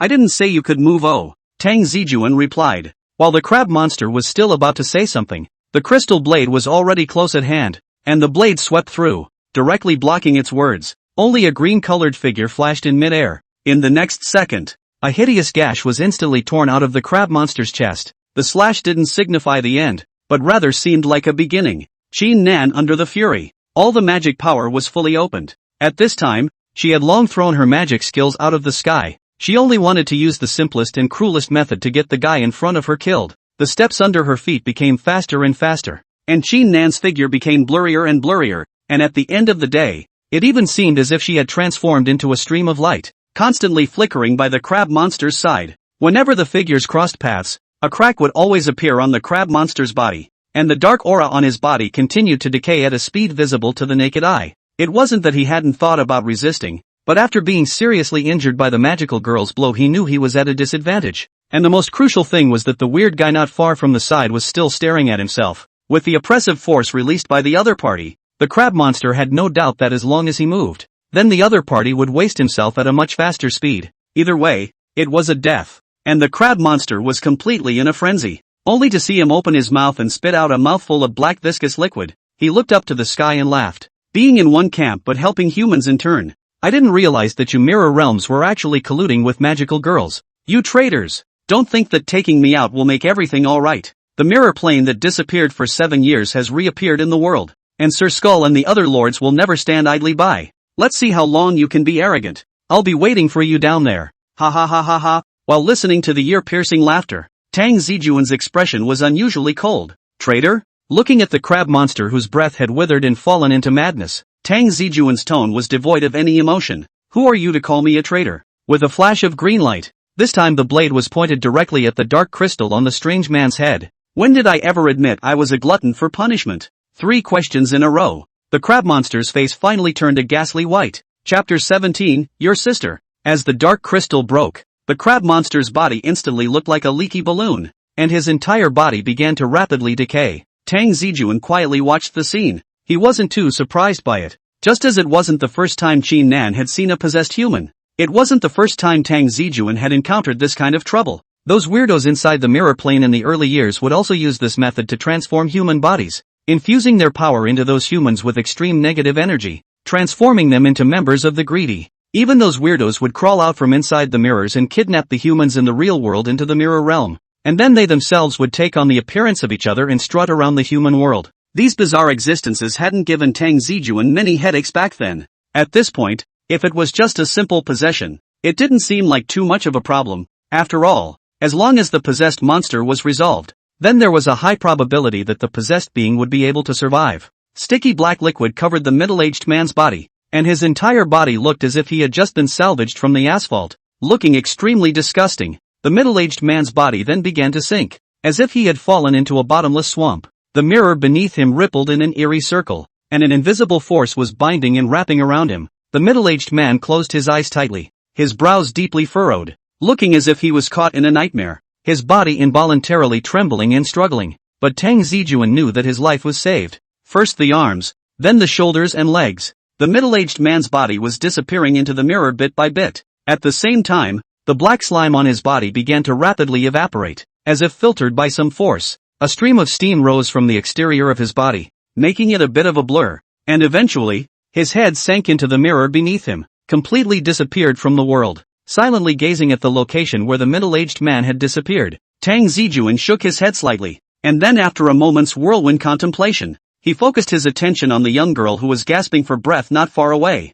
After the battle in the party, although the girl didn't suffer any injuries, the tips of her hair were wet from the rain, and her body was also wet. Coupled with her expression at this moment, it gave people a sense of broken beauty. Noticing Tang Zijun's gaze, Qin Nan's breathing couldn't help but quicken by a few points. Then with a face full of gravity, he cast his sights on the wolf-headed monster across from him. What did you do with him? Tang Zijun froze for a moment before reacting to the fact that the other party was asking about middle-aged men. I sent him back. After all, so many people saw him take the elevator. It would be a nuisance if he suddenly disappeared. As if she didn't expect to get this answer, Qin Nan's expression was a bit stunned, but soon she raised the crystal dagger in her hand. You're also in league with that weirdo, right? What do you want to do to me? Looking at the hostile Qin Nan, Tang Zijun spoke flatly. You've misunderstood. I don't have any ill will towards you. Cut the crap. Qin Nan rudely interrupted Tang Zijun.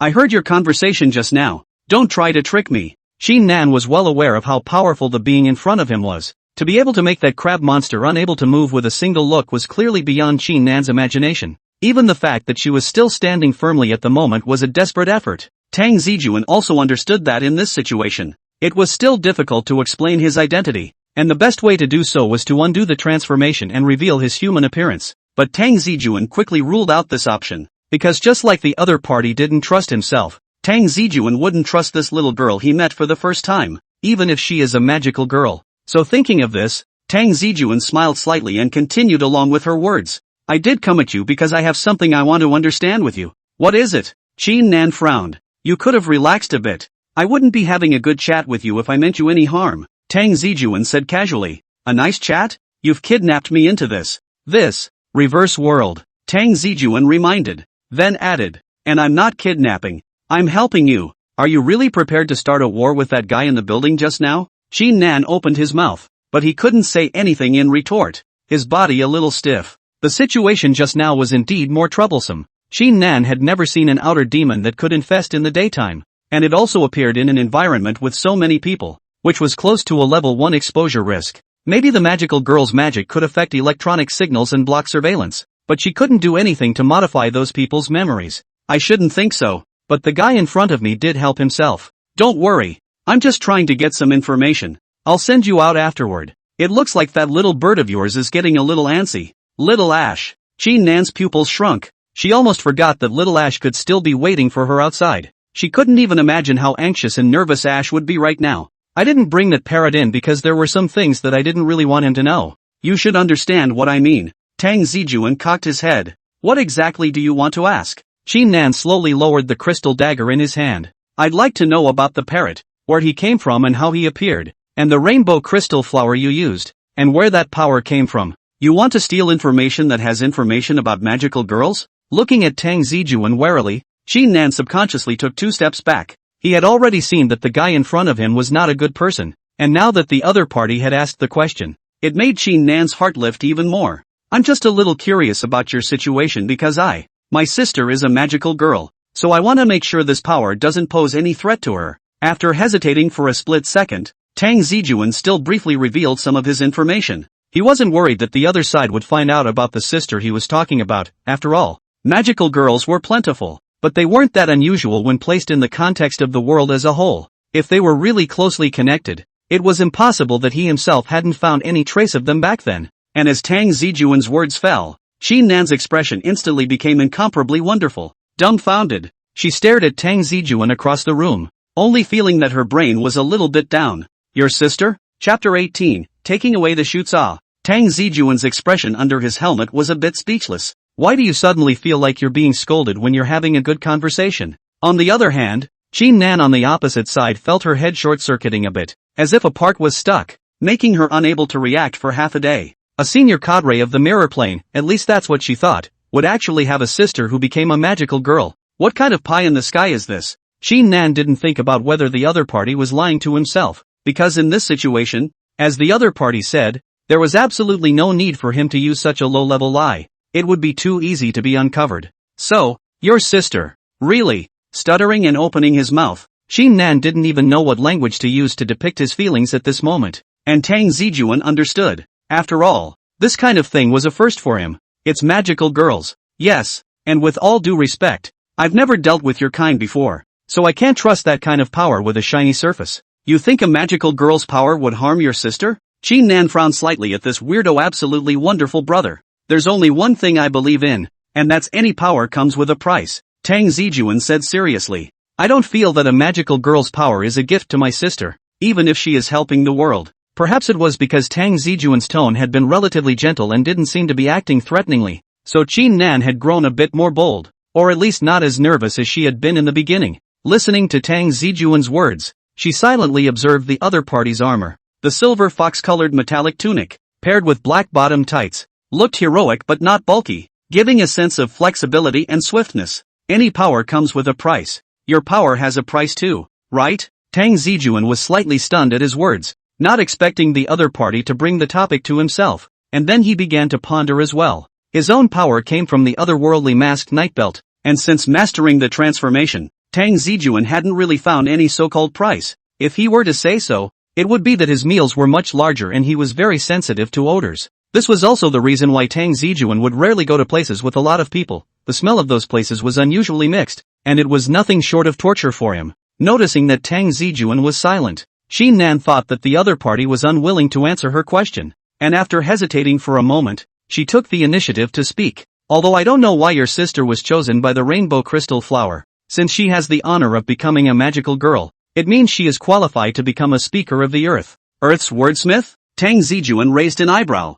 I don't really know a lot about the rainbow crystal flower, but what I do know is that the rainbow crystal flower is a power birthed from the earth, and only a pure maiden can control this magic from nature. Pure maiden? Listening to Qin Nan's explanation, Tang Zijun's eyes became odd, his sight looking up and down at the delinquent girl in front of him, seemingly sensing Tang Zijun's scrutinizing gaze. Qin Nan blushed. Hey, what do you mean? With a dry cough, Tang Zijun inclined his head. So the rainbow crystal flower doesn't cause any irreversible damage to magical girls, right? That's for sure. Qin Nan immediately replied, but soon she added in a whisper, but it's still easy to get hurt if you're fighting a weirdo. As she said this, Qin Nan carefully observed Tang Zijun's expression. It was a pity that her gaze could only see a cold wolf's head, and she didn't know Tang Zijun's face at the moment. Hearing this, Tang Zijun put his heart down a little. As long as he was sure that transforming into a magical girl wouldn't be kryptonite, then anything else wouldn't be a big deal. Only for those mascots, Tang Zijun was still a bit resistant.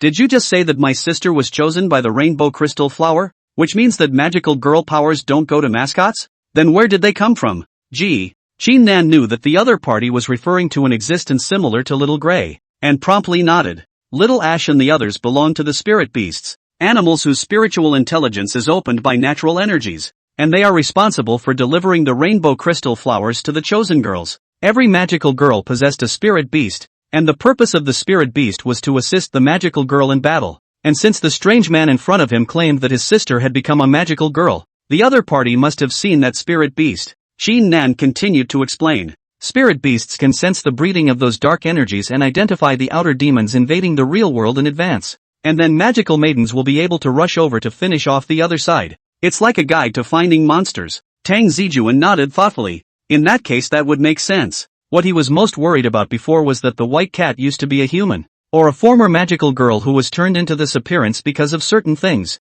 If that was the case, there was absolutely no way Tang Zijun would approve of his sister becoming a magical girl. How long have you been serving as a magical girl? Tang Zijun asked. 2 years, why do you ask? Qin Nan blinked, and at the same time couldn't help but take another half step back. Just asking. Since the girl in front of her was still alive and kicking after becoming a magical girl for 2 years alone, it proved that the mortality rate of this profession didn't seem as high as one would think. If the danger of this line of work was really so great, the Qin Nan in front of him, alone, would have died many times already. Thinking of this, there was nothing Tang Zijun wanted to ask. He could see how scared and wary the girl in front of him was of herself, and being able to answer these not-so-secret questions was enough. Asking any more would be counterproductive. It's about time. Let me walk you out. Upon hearing these words, Qin Nan's originally somewhat taut little face instantly loosened. Really? She still kind of couldn't believe that the other woman would be so nice. Of course it's true. I told you. I mean you no harm. Tang Zijun waved his hand, and immediately afterward, a triangular prism hung down from the ceiling. Go through this mirror and you'll be back on the exterior of that building. And you'd better move fast before those guys get off work. Qin Nan sniffed and her gaze fell on top of the prismatic mirror. On the opposite side of the mirror, she could clearly see the street in front of the building as well as the underground parking lot, which was exactly where she had come from. Turning her head to look at Tang Zijun, who hadn't made any movements, Qin Nan quickly ran towards the mirror. Just as she was about to touch the mirror, wait, Tang Zijun's voice suddenly rang out, and her body subconsciously tightened. Stiffly, he turned his head. You have something else? Just wanted to ask. Tang Zijun shrugged his shoulders. Where in your area is there a place that sells bamboo shoots? Hearing Tang Zijun's question, the corners of Qin Nan's mouth twitched. You still eat bamboo shoots, nah? Tang Zijun. This girl takes the shoots. Chapter 19, The Mystery in the Mirror. The warmth of the sunlight poured back in, dispelling the chilly chill that had set in.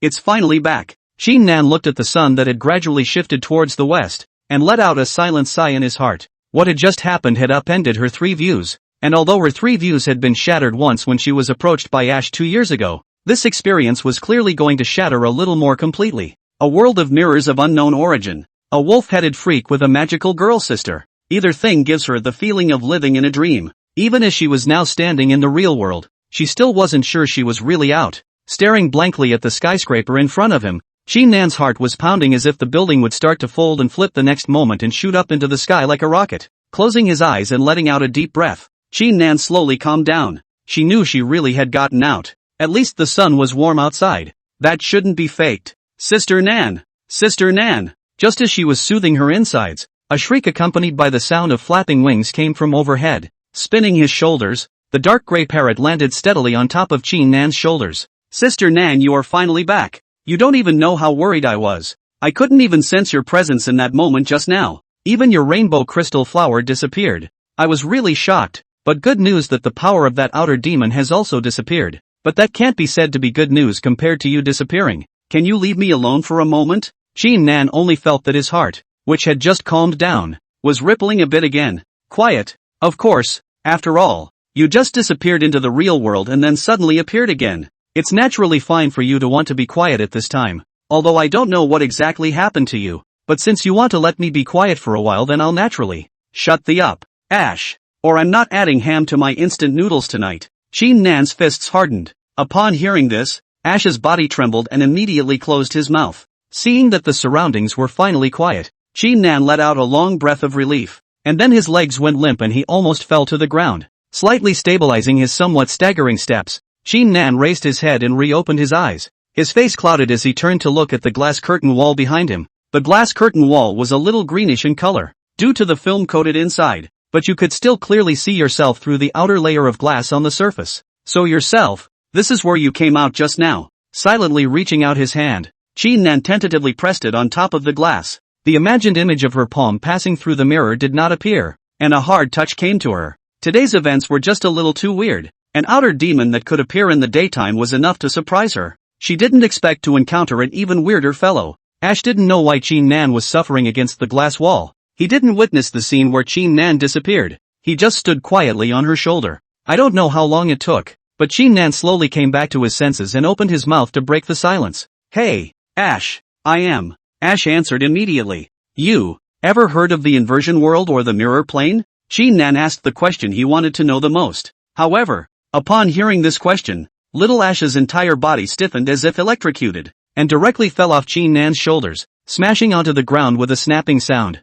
You, what did you just say? Ash fluttered his wings and struggled, not getting up for half a day. Qin Nan lowered his head in some surprise. Reverse world, have you heard of this realm? Little Ash struggled for half a day, but eventually gave up and just collapsed on the ground, opening his mouth in shock. Before I answer your question, you answer me a question first. Where did you hear this name from? Upon hearing this, Qin Nan's expression also gelled a bit, and he spoke without a good mood. I just walked out of a mirror. What do you think? Oh my god. Ash's voice trembled as he stammered and muttered. You mean, you just went to the mirror plane? Or else, now answer my question. What exactly is this mirror plane? Qin Nan asked. I don't know, Ash replied truthfully. No? Qin Nan's breath almost didn't come out. Don't know, you shiver like a cell phone on vibrate. I haven't been to that place, of course I don't know. No one has ever really been there. There have been plenty of humans who have claimed to have been there, but that's all crazy talk. And honestly, the fact that you made it back from that world alive is enough to produce an autobiography to sell to other magical girls.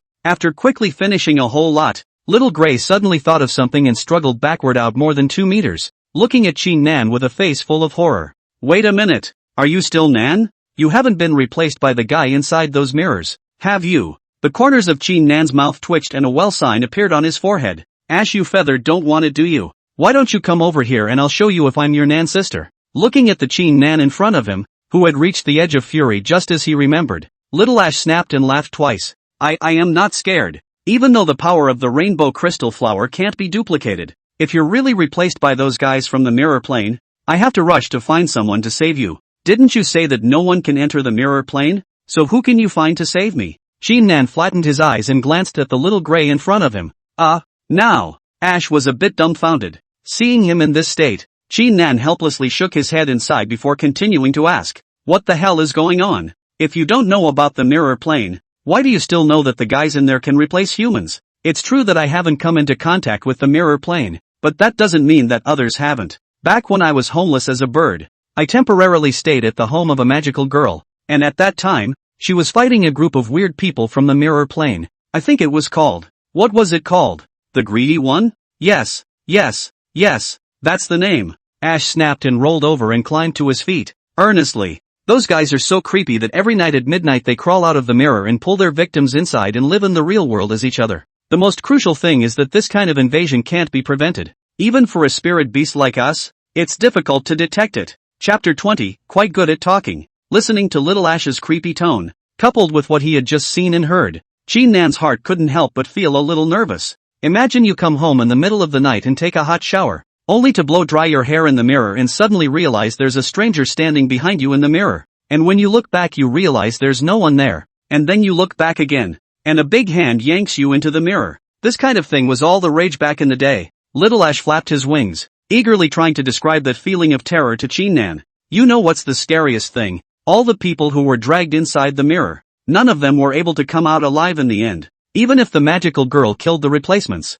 there was no way to save those people. They just disappeared inside the mirror. What about the people who were dragged inside the mirror and killed by the greedy? Qin Nan frowned. I don't know. Maybe they died. That's still the better outcome. The worst outcome is that they were also assimilated by the negative energies of the mirror plane, and turned into new greedies to continue their search for the next target. Little Ash opened his mouth, and then he couldn't help but open his mouth and ask, by the way, you still haven't told me how you entered the mirror plane just now. I remembered that middle-aged man was possessed by an outer demon only, although it's all negative energy, but this is something I can still distinguish. This matter is quite difficult to explain. Qin Nan didn't know what to say, and after a pause, he replied, at that time, that crab monster revealed his true form, so I had no choice but to respond to the battle, and as a result, before we could engage, I was pulled into the mirrored dimension by that guy. That guy? Who's that guy? Ash's mouth was open. It's the greedy one you were talking about. But, he seemed pretty nice and helped me destroy the outer demon together,